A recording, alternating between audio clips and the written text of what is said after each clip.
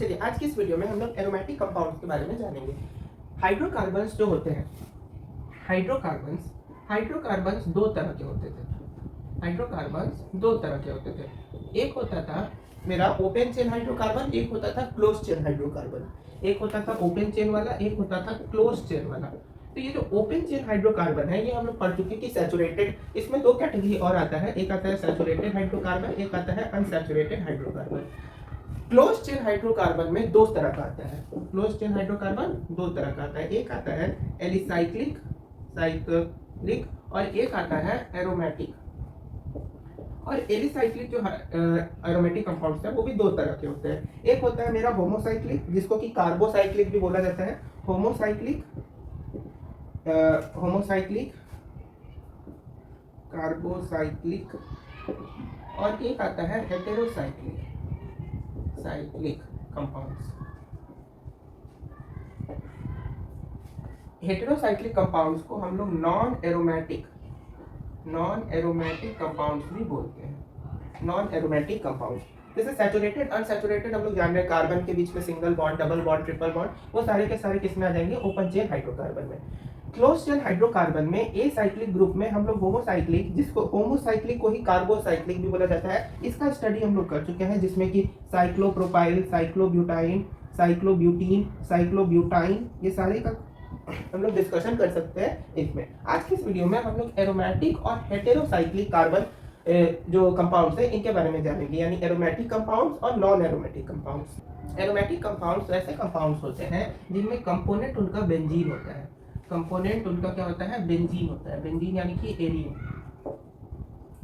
Benzene का एक और नाम क्या होता है? एरीन। उनके कंपोनेंट्स क्या होता है? एरीन होता है। एरोमेटिक कंपाउंड्स का कैरेक्टरिस्टिक्स यानी खासियत क्या होता है कि इनमें एक स्मेल होता है, उस स्मेल को बोला जाता है एरोमा स्मेल।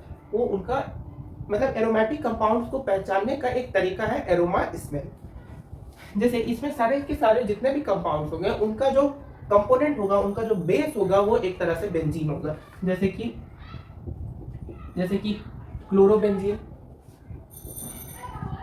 बेंजोइक एसिड, जितने भी कंपाउंड्स जो बेंजीन के फॉर्म में बेंजीन के कारण बनते हैं वो सारे के सारे कंपाउंड्स एरोमेटिक कंपाउंड्स होंगे। जैसे कि मेरा बेंजीनल डिहाइड, बेंजोइक एसिड, उसके बाद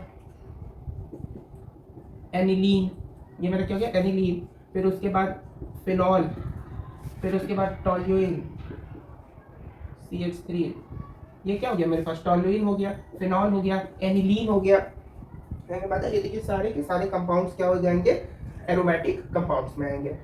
अब जानते हैं नॉन एरोमेटिक कंपाउंड्स। तो नॉन एरोमेटिक कंपाउंड्स ऐसे कंपाउंड्स होते हैं जिनमें benzene is not the component. Benzene इनमें कंपोनेंट नहीं होता, यानी बेंजीन इसमें नहीं होता है, वैसे कंपाउंड्स को एरोमेटिक कंपाउंड्स बोलते हैं। जैसे कि आपका ट्रोपेन। ट्रोपेन एक ऐसा कंपाउंड है जिसमें बेंजीन प्रेजेंट नहीं होता है। इसका स्ट्रक्चर कुछ ऐसे होता है।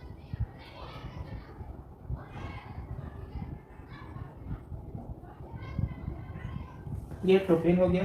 सेकंड जो कंपाउंड है वो होता है मेरा फ्यूरेन। फ्यूरेन का यूज जो है जनरली कैंसर के ट्रीटमेंट में भी हम लोग फ्यूरेन का यूज करते हैं।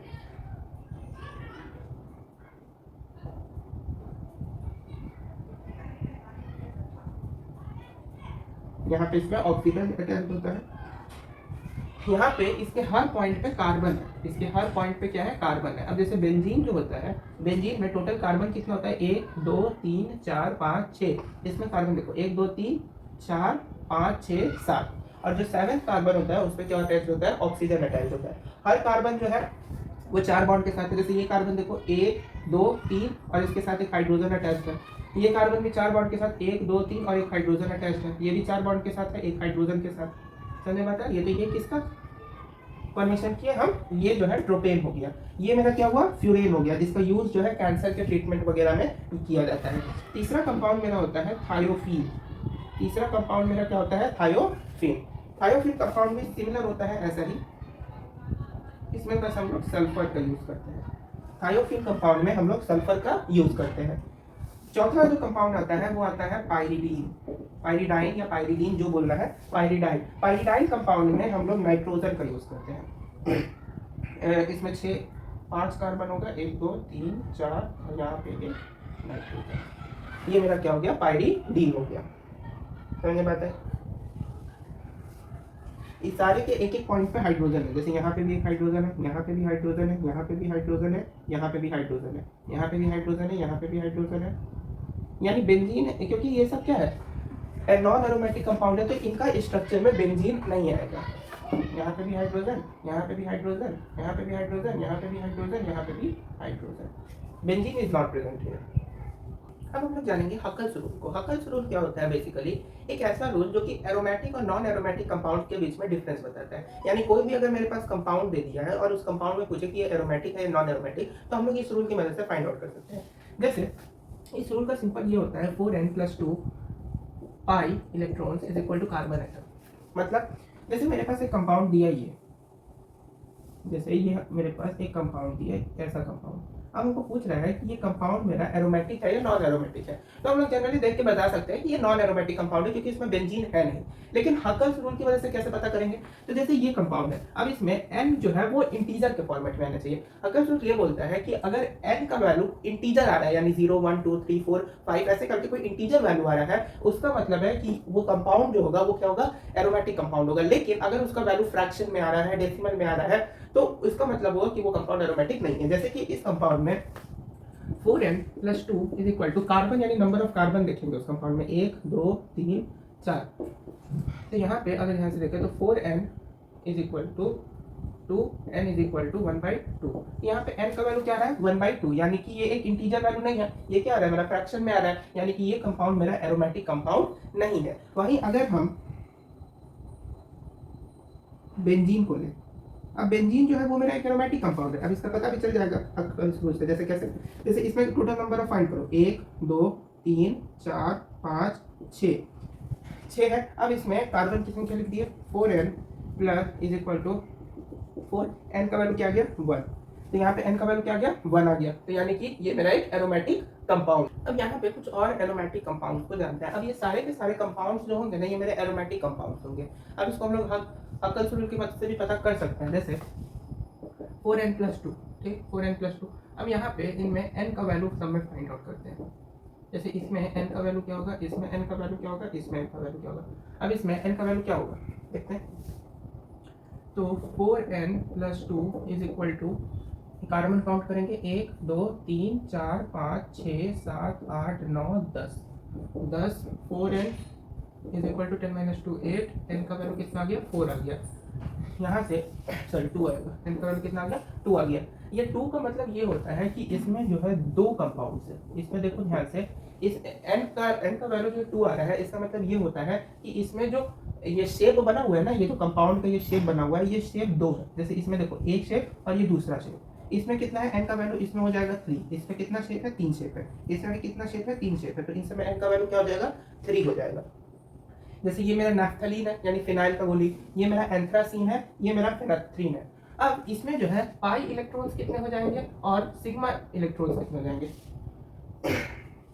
पाई इलेक्ट्रॉन्स और सिग्मा इलेक्ट्रॉन्स। तो पाई इलेक्ट्रॉन्स देखना होगा, तो पाई इलेक्ट्रॉन्स इसमें देखते हैं 1 2 3 4 5 6 7 8 9 10। जितने भी डबल बॉन्ड में जो इलेक्ट्रॉन्स होंगे वो मेरे क्या हो जाएंगे? पाई इलेक्ट्रॉन्स हो जाएंगे। तो 1 2 3 4 5 6 7 8 9 10। तो पाई इलेक्ट्रॉन्स मेरा 10 हो गया। और सिग्मा इलेक्ट्रॉन्स काउंट कर लेते हैं, 1 2 3 4 5 6 मेरे सिग्मा इलेक्ट्रॉन्स हो गए और 10 मेरा पाई इलेक्ट्रॉन हो गया। ये सिग्मा है, ये क्या है? सिग्मा। सिमिलरली इसमें भी हम लोग निकाल सकते हैं। इसमें पाई इलेक्ट्रॉन्स 14 हो जाएंगे। देखो 1 2 3 4 पाई इलेक्ट्रॉन्स और सिग्मा इलेक्ट्रॉन्स की बात करें तो 1 2 3 4 5 6 7 8 9 10 11 12 13 14।